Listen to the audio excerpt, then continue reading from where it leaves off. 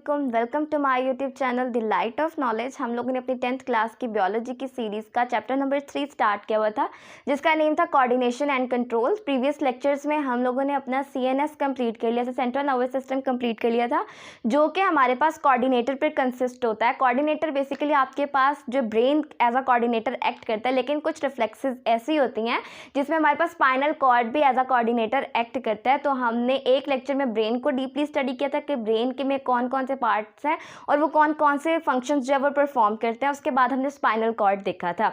आज हम अपना पेरिफेरल नर्वस सिस्टम स्टार्ट करने लगे। मैंने आपको बताया था कि जो हमारा नर्वस सिस्टम है वो दो पोर्शंस में हमने डिवाइड किया हुआ है, सेंट्रल नर्वस सिस्टम और दूसरा peripheral nervous system. Central nervous system coordinators पर कंसिस्ट होता है, जबकि पेरिफेरल नर्वस सिस्टम उन कोऑर्डिनेटर से निकलने वाली नर्व्स पर कंसिस्ट करता है। अब पेरिफेरल नर्वस सिस्टम को मैंने यहाँ पर PNS से जो है वो शो किया है, पेरिफेरल नर्वस सिस्टम। ठीक हो गया। अब क्या है, पेरिफेरल नर्वस सिस्टम आपके पास कंसिस्ट होता है नर्व्स पर और गैंग्लिया पर। ठीक हो गया। नर्व्स और गैंग्लिया मिलकर हमारे पास पेरिफेरल नर्वस सिस्टम बनाती हैं।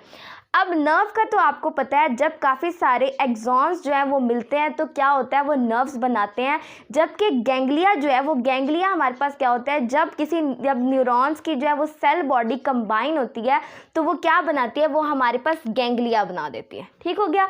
एक्सॉन्स जो है वो मिलकर क्या बनाते हैं, हमारे पास नर्व्स बनाते हैं, जबकि न्यूरॉन की सेल बॉडी मिलकर हमारे पास गैंग्लिया बनाती है। जब काफ़ी सारे न्यूरॉन की सेल बॉडीज़ मिल जाती हैं तो वो हमारे पास क्या बना देती है, गैंग्लिया बना देती है। Ganglia is a cluster of cell bodies of neurons. ठीक है। न्यूरॉन की सेल बॉडीज के क्लस्टर को हम नेम दे देते हैं गैंग्लिया का।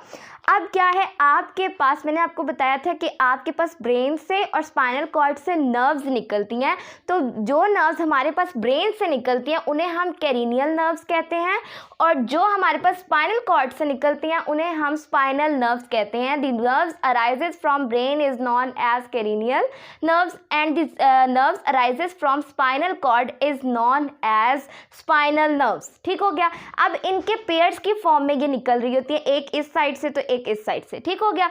अब क्या है, हमारे पास कैरिनियल नर्व्स जो है वो 12 इन पेयर्स होती हैं, मतलब 24 नर्व्स हमारे पास, कैरिनियल 24 नर्व्स जो है वो हमारे पास निकल रही होती हैं हमारे ब्रेन से। जब 24 का पेयरिंग की फॉर्म में इनको पढ़ा जाए तो वो 12 होती हैं। ठीक हो गया। जबकि स्पाइनल नर्व्स हमारे पास स्पाइनल कॉर्ड से निकल रही होती हैं, उनकी क्वांटिटी होती है हमारे पास 13 पेयर्स। ठीक है। 31 पेयर्स जो है वो हमारे पास किसके निकल रहे होते हैं, स्पाइनल नर्व्स के निकल रहे होते हैं, स्पाइनल कॉर्ड से। ठीक हो गया। अब इनकी कॉम्पोजिशन क्या होती है, आपके पास आपको नर्व की बेसिकली 3 टाइप्स पढ़ी थी, सेंसरी, फिर उसके बाद जो है आपने पढ़ी थी मिक्स्ड, और फिर पढ़ी थी मोटर। ठीक है। क्या सेंसरी जो थी, सेंसरी भी, जब सेंसरी और मोटर को आप मिक्स कर देते थे तो वो आपके पास मिक्स्ड नर्व बन जाती थी। तो कैरिनियल नर्व जो है वो हमारे पास सेंसरी भी हो सकती है, मोटर भी हो सकती है और मिक्स्ड भी हो सकती है। जबकि हमारे पास जो स्पाइनल होती है वो हमेशा मिक्स्ड नर्व होती है। ठीक हो गया। जो स्पाइनल होती है वो हमारे पास जो होती है वो मिक्स्ड नर्व होती है, जबकि कैरिनियल हमारे पास सेंसरी भी हो सकती है, मोटर भी हो सकती है और मिक्स्ड नर्व भी हो सकती है। अब क्या है, हमारे पास कैरिनियल और स्पाइनल नर्व्स के बेसिकली 2 पाथवे होते हैं। ठीक है। ये 2 पाथवे से निकलती है, एक होता है सेंसरी पाथवे और एक होता है आपके पास मोटर पाथवे। सेंसरी पाथवे क्या करता है, आपको पता है आपके बॉडी में सेंसरी जो है आपके पास सेंसरी ऑर्गन्स मौजूद है, जिन्हें हम रिसेप्टर भी कहते हैं, जो हमारे पास किसी स्टिमुलस को सेंस करते हैं। ठीक है। उनको हम सेंसरी ऑर्गन्स कहते हैं और आम लैंग्वेज में हम उन्हें रिसेप्टर्स कहते हैं। तो सेंसरी पाथवे वो पाथवे होगा जो रिसेप्टर से जो है वो इम्पल्सेस लेकर जाएगा हमारे पास सेंट्रल नर्वस सिस्टम के पास। ठीक है। अब क्या है, वो पाथवे जिससे रिसेप्टर से इम्पल्स जाएगी हमारे पास सेंट्रल नर्वस सिस्टम के पास कि भाई कोई स्टिमुलस हुआ है, कोई चेंज हुआ है आपके एनवायरनमेंट में, वो हो जाएगा आपके पास सेंसरी पाथवे। जबकि जो मोटर पाथवे है वो इससे उलट होगा, वो क्या होगा, वो सेंट्रल नर्वस सिस्टम से हमारे पास इफेक्टर के पास जाएगा, जिसने रिस्पॉन्स करना होता है। ठीक है। जिसने रिस्पॉन्स प्रोड्यूस करवाना होता है उसको हम इफेक्टर कहते हैं। तो क्या है, मोटर पाथवे वो पाथवे होगा, नर्व का वो पाथवे होगा जो कि इम्पल्स करवाता है, नर्व इम्पल्स करवाता है, कहाँ से, सेंट्रल नर्वस सिस्टम से इफेक्टर तक। ठीक हो गया, ये आपने दो पाथवे भी देख लिया। अब क्या है, आपके पास जो है वो मोटर पाथवे जो है वो आपके पास दो सिस्टम्स बनाता है। सबसे पहला सिस्टम है सोमैटिक नर्वस सिस्टम और दूसरा है ऑटोनॉमिक नर्वस सिस्टम। ठीक हो गया, पहले हम देख लेते हैं सोमैटिक नर्वस सिस्टम क्या है। सोमैटिक नर्वस सिस्टम हमारे पास रिस्पॉन्सिबल होता है उन रिफ्लेक्सेस का जो हम अपने होशो हवास में करते हैं और जो हमारे कंट्रोल में होते हैं। ठीक है, responsible for the actions conscious and voluntary actions. ठीक है, हमारे पास कौन कौन से कॉन्शियस जो हम अपने होशोहवास में करते हैं और दूसरे वो जो हमारे जिन पे हमारा कंट्रोल होता है। वॉलेंट्री एक्शन वो होते हैं जिन पे आप कंट्रोल कर सकते हो, जिनको आप खुद मैनेज कर सकते हो। तो क्या है, सोमैटिक नर्वस सिस्टम हमारे पास रिस्पॉन्सिबल होता है कॉन्शियस और वॉलेंट्री एक्शंस का, वो एक्शन जो आप अपने होशोहवास में करते हो और दूसरे वो जिन पर आपका कंट्रोल होता है। फॉर एग्जाम्पल, मैं बोल रही हूँ, मैं अपनी मर्जी से बोल रही हूँ, ये मेरा कंट्रोल है, मैं चाहूँ तो खामोश हो जाऊँ, चाहूँ तो जो है वो बोल लूँ। ठीक है, मैं मूव करना चाहती हूँ तो ये मैं खुद, इस पे मेरा कंट्रोल है कि मैं मूव कर सकती हूँ, मैं खड़ी हो सकती हूँ, मैं बैठ सकती हूँ, मैं लेट सकती हूँ। ये सारे जो एक्शंस हैं ये मेरे अपने कंट्रोल में, मैं इनको कंट्रोल कर सकती हूँ। तो ये वॉलेंट्री एक्शंस हैं। तो ये कौन कंट्रोल करेगा, हमारे पास सोमैटिक नर्वस सिस्टम। अब क्या, जबकि ऑटोनॉमिक नर्वस सिस्टम वो इससे उलट होगा, तो इसमें वो रिफ्लेक्सेस, वो एक्शंस को ये रिस्पॉन्सिबल है उनको कंट्रोल करने का जो हम अपने होशोहवास में नहीं करते। और क्या है, हम हमारे लिए वॉलेंट्री नहीं होते। ठीक है, हमारा उन पर कंट्रोल नहीं होता।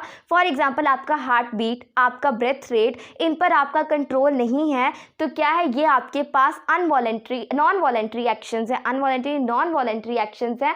तो ऑटोनॉमिक नर्वस सिस्टम हमारे पास रिस्पॉन्सिबल होता है नॉन वॉलेंट्री एक्शंस के लिए। अब क्या है, इसमें क्या होता है, इसमें मोटर न्यूरॉन्स जो हैं वो हमारे पास, क्योंकि देखिए मोटर पाथवे है ना, तो इसमें मोटर न्यूरॉन्स इन्वॉल्व होंगे। अब मोटर न्यूरॉन्स क्या करते हैं, ये नर्व इंपल्सेस को कंडक्ट करवाते हैं from central nervous system to skeletal muscle. ठीक है, अब आपके मूवमेंट के जितने भी एक्शंस हैं, बोलने के, स्पीच के जितने भी एक्शंस हैं, वो सारे हमारे पास सोमैटिक नर्वस सिस्टम जो है वो उनको कंट्रोल करेगा, उसका रिस्पॉन्सिबल है।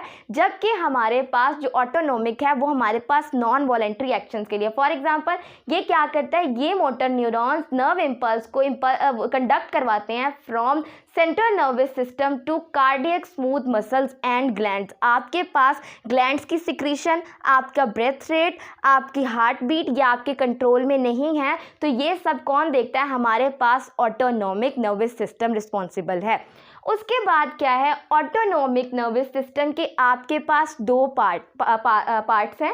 पहला है सिंपैथेटिक नर्वस सिस्टम, उसके बाद है पैरासिम्पैथेटिक नर्वस सिस्टम। ठीक हो गया, सिंपैथेटिक सिस्टम से उलट होगा पैरासिम्पैथेटिक नर्वस सिस्टम। ठीक हो गया, अब सिंपैथेटिक नर्वस सिस्टम क्या करता है, ये हमारे पास बॉडी को जो है डील करता है in this condition of stress. ठीक है, जब आपको किसी किस्म का स्ट्रेस हो, इमरजेंसी की सिचुएशन में सिंपैथेटिक नर्वस सिस्टम बॉडी को डील करने में हेल्प करता है और इस रिस्पॉन्स को हम फाइट और फ्लाइट रिस्पॉन्स भी कहते हैं।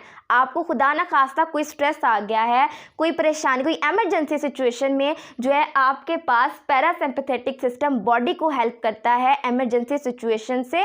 जब कोई इमरजेंसी होती है ना, तो हमारी बॉडी में भी चेंजेस आते हैं। फॉर एग्जांपल, कोई परेशानी की बात हुई है तो क्या होगा, आपका प्यूपिल जो है वो डायलेट हो जाएगा, आपकी आंख का प्यूपिल डायलेट हो जाएगा, आपका हार्ट रेट जो है वो, हार्ट बीट का जो रेट है वो बढ़ जाएगा, आपका ब्रेथ रेट बढ़ जाएगा। ठीक हो गया, और आपकी जो डाइजेशन है वो थोड़ी स्टॉप हो जाएगी। ठीक हो गया, तो ये आपके पास इमरजेंसी सिचुएशन में आपकी बॉडी में कॉमनली ये चेंजेस आते हैं।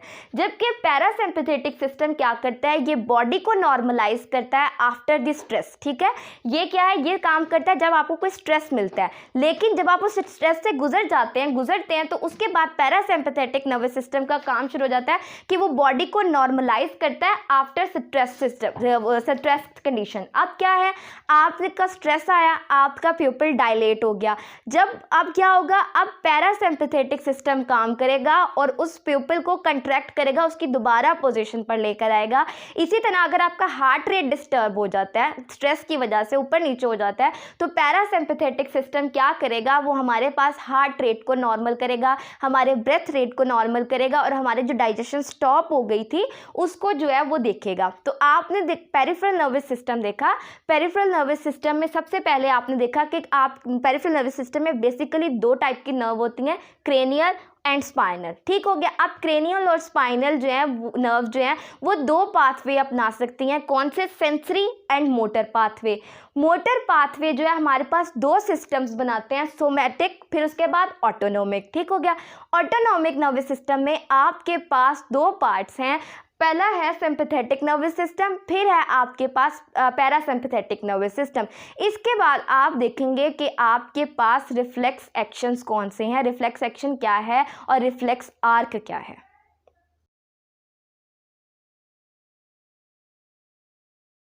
अब हम देखने लगे हैं हमारे पास रिफ्लेक्स एक्शन क्या है। रिफ्लेक्स एक्शन बेसिकली आपके पास क्या है, डेफिनेशन आती है, the voluntary and quick response to stimulus performed by CNS is known as reflex action. ठीक है। रिफ्लेक्स एक्शन अगर हम इसको उर्दू में ट्रांसलेट करें तो रिफ्लेक्स एक्शन बेसिकली वो एक्शन है जो कि इनवॉलेंट्री हो और क्या है, क्विक रिस्पॉन्स हो to the stimulus by central nervous system. क्या है, आपके पास एक स्टिमुलस आए और अगर आप उस स्टिमुलस को रिस्पॉन्स करो क्विक फॉर्म में, ठीक है, क्विकली आप उसको रिस्पॉन्ड करो जो कि परफॉर्म करवाया जाता है सेंट्रल नर्वस सिस्टम से, तो उसको आप नेम दे देते हो रिफ्लेक्स एक्शन का। ठीक हो गया। रिफ्लेक्स एक्शन क्या है, involuntary and quick action, quick response to stimulus by central nervous system is known as reflex action. Reflex arc क्या है, अब क्या है, आपने जब रिफ्लेक्स एक्शन जो है परफॉर्म करना है तो आपको एक पाथवे चाहिए नर्व इम्पल्स को जनरेट करवाने के लिए। आपने पेरिफेरल नर्वस सिस्टम वाला जब टॉपिक देखा है तो उसमें आपने क्या देखा है, एक सेंसरी पाथवे था और एक मोटर पाथवे था। वो पाथवे जो कि रिफ्लेक्स एक्शन को परफॉर्म करने के लिए अपनाया जाए, इख्तियार किया जाए, उसको कह देते हैं reflex arc. The pathway followed by nerve impulse to produce reflex action is known as reflex arc. वो रास्ता जो कि नर्व इम्पल्स इख्तियार करे किसको प्रोड्यूस करवाने के लिए, रिफ्लेक्स एक्शन को, उसको आप नेम दे देते हो रिफ्लेक्स आर्क का। रिफ्लेक्स एक्शन की आपकी डेली लाइफ में बहुत सारे एग्जांपल हैं। अब उनमें से एक एग्जांपल बड़ी अच्छी एग्जांपल है कि कभी ऐसा हो कि आप किसी हॉट ऑब्जेक्ट को टच करते हो, ठीक है, हॉट ऑब्जेक्ट को टच करते हो तो टच करते ही आप फ़ौरन अपना हाथ पीछे कर लेते हो। अब इस पूरे प्रोसेस में बज़ाहिर ये आपको एक सेकंड का प्रोसेस नज़र आ रहा है, इस एक सेकंड में भी बहुत कुछ चेंजेस हो रही होती है। अब देखेंगे होता क्या है। क्या हुआ, आपके पास एक हॉट ऑब्जेक्ट पड़ा, आपने गलती से उसे टच कर लिया, आपकी स्किन में आपके पास हीट रिसेप्टर्स मौजूद होते हैं जो कि हीट के स्टिमुलस को डिटेक्ट करते हैं, उसको जो है वो चेक करते हैं कि ये कौन सा स्टिमुलस है। मैंने आपको बताया था हर स्टिमुलस को डिटेक्ट करने के लिए हमारे बॉडी में डिफरेंट सेंसरी ऑर्गन्स या रिसेप्टर्स मौजूद होते हैं। तो हमारी स्किन में हीट रिसेप्टर्स मौजूद है, हीट सेंसर्स मौजूद हैं जो कि हीट को सेंस करते हैं, उसको रिकॉग्नाइज करते हैं, उसको डिटेक्ट करते हैं। तो अब क्या होगा, आपने जब हॉट ऑब्जेक्ट को टच किया, आपके जो हीट रिसेप्टर थे वो एक्टिव हो गए, वो स्टिमुलेट हो गए, उन्होंने हीट के स्टिमुलस को जो है वो डिटेक्ट किया। अब वो क्या करेंगे, वो नर्व इम्पल्स जनरेट करवाना शुरू कर देंगे हमारे पास सेंट्रल नर्वस सिस्टम की तरफ। ठीक है, मैंने आपको बताया था कि आपके पास कुछ रिफ्लेक्सेस, कुछ जो है वो एक्शंस ऐसे होते हैं, वो उनमें क्या होता है, उनमें हमारे पास स्पाइनल कॉर्ड एक्ट करता है एज कोऑर्डिनेटर। वैसे तो ब्रेन एक्ट करता है, लेकिन कुछ रिफ्लेक्सेस इतने क्विक होते हैं कि उनमें इतना टाइम नहीं होता कि मैसेज ब्रेन के पास पहुंचाया जाए, तो स्पाइनल कॉर्ड खुद ही जो है वो एज अ कोऑर्डिनेटर एक्ट कर जाता है। अब क्या होगा, आपके रिसेप्टर्स ने नर्व इम्पल्स जनरेट करवाना स्टार्ट कर दी सेंट्रल नर्वस सिस्टम की तरफ, मतलब स्पाइनल कॉर्ड की तरफ, कि भाई यहाँ पर हीट है जो अनबियरेबल है, ठीक है, ये जला सकती है। तो अब क्या करेगा, स्पाइनल कॉर्ड उसको, उस मैसेज को, उस नर्व इम्पल्स को रीड करेगा और उसके बाद उसको इम्पल्स को जो है वो आगे भेजना शुरू कर देगा, किसकी तरफ, आपके इफेक्टर की तरफ। यहाँ पर इफेक्टर आपके पास क्या चीज़ काम करेगी, आपके मसल्स। ठीक है, क्योंकि आपने हाथ पीछे करवाना है, आपने हाथ की मूवमेंट करवानी है, तो मूवमेंट के लिए हमारे पास मसल्स यूज होते हैं, तो muscles as an effector act करेंगे। ठीक हो गया। अब क्या हुआ, अब क्या होगा, आपने हॉट ऑब्जेक्ट को टच किया, हीट रिसेप्टर ने उस स्टिमुलस को डिटेक्ट किया और मैसेज सेंड किया आपके स्पाइनल कॉर्ड की तरफ, आपके सेंट्रल नर्वस सिस्टम की तरफ। Central nervous system spinal cord ने मैसेज अगेन सेंड किया नर्व इंपल्स के फॉर्म में टुवर्ड योर मसल्स कि आपने कंट्रैक्ट होना है और मूवमेंट करवानी है, क्योंकि ये जो ऑब्जेक्ट है ये हॉट है और ये अनबियरेबल है स्किन के लिए। ठीक हो गया। तो अब क्या होगा, मसल्स उसी नर्व इंपल्स के हिसाब से फ़ौरन एक्ट करेगा और एक्शन परफॉर्म करवाएगा, रिस्पॉन्स करेगा to the stimulus of heat. ठीक हो गया। यहाँ पर मैंने एक डायग्राम बनाई है जिसमें आपको सारा जो है वो समझ आ जाएगी कि रिफ्लेक्स एक्शन बेसिकली है होता क्या। स्पाइनल कॉर्ड, आपको मैंने बताया था कि स्पाइनल कॉर्ड बेसिकली हमारे पास बना होता है इंटरन्यूरॉन से। आपका जितना भी सेंट्रल नर्वस सिस्टम है उसकी बेसिक आपके पास न्यूरॉन होती है। ठीक है, तो आपके पास जो सेंट्रल नर्वस सिस्टम है वो बना होता है इंटरन्यूरॉन से। अब क्या है, अब क्या हुआ, आपके पास ये स्टिमुलस है हीट का। ठीक हो गया, हॉट ऑब्जेक्ट का एक स्टिमुलस है जो कि हीट एक स्टिमुलस है। अब क्या होगा, आपकी स्किन में जो रिसेप्टर मौजूद हैं वो उसको, इस स्टिमुलस को डिटेक्ट करेंगे और सेंसरी न्यूरॉन के जरिए मैसेज सेंड करेंगे to spinal cord. Spinal cord में मौजूद होंगे इंटरन्यूरॉन। इंटरन्यूरॉन जो है उस इम्पल्स को आगे ट्रांसफर कर देंगे टू मोटर न्यूरॉन और मोटर न्यूरॉन आपके पास जाएगी इफेक्टर की तरफ। ठीक हो गया, मोटर न्यूरॉन आपके पास जाएगी इफेक्टर की तरफ और इफेक्टर आपका यहाँ पर है मसल्स।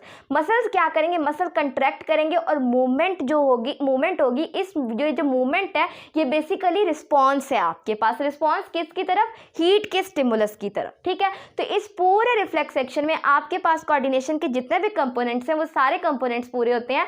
पहला स्टिमुलस हीट, रिसेप्टर जो आपकी स्किन में मौजूद है, रिसेप्टर ने मैसेज सेंड किया कोऑर्डिनेटर के पास, कोऑर्डिनेटर आपके पास है यहाँ पर स्पाइनल कॉर्ड। अब क्या होगा, स्पाइनल कॉर्ड आगे मैसेज सेंड करेगा इफेक्टर के पास और इफेक्टर आपके पास यहाँ पर मसल्स हैं जो कि आपकी बाजू में मौजूद हैं। ठीक है, अब मसल्स क्या करेंगे, मसल्स कंट्रैक्ट करेंगे, मूवमेंट करवाएंगे और बेसिकली मूवमेंट में आप क्या करवा रहे हो, आप रिस्पॉन्ड कर रहे हो, आप रिस्पॉन्स प्रोड्यूस करवा रहे हो टू द स्टिमुलस। ठीक हो गया। तो इस लेक्चर में आपने देखा पेरिफेरल नर्वस सिस्टम क्या है, पेरिफेरल नर्वस सिस्टम की पूरी आपने डिटेल पढ़ी। उसके बाद आपने देखा रिफ्लेक्स एक्शन क्या है। ठीक हो गया। अगर आपको मेरा वीडियो पसंद आता है तो इस मेरी वीडियो को लाइक ज़रूर कीजिएगा, कमेंट सेक्शन में कमेंट भी कीजिएगा और मेरे चैनल को सब्सक्राइब भी कीजिएगा। Thank you so much. अल्लाह हाफिज़।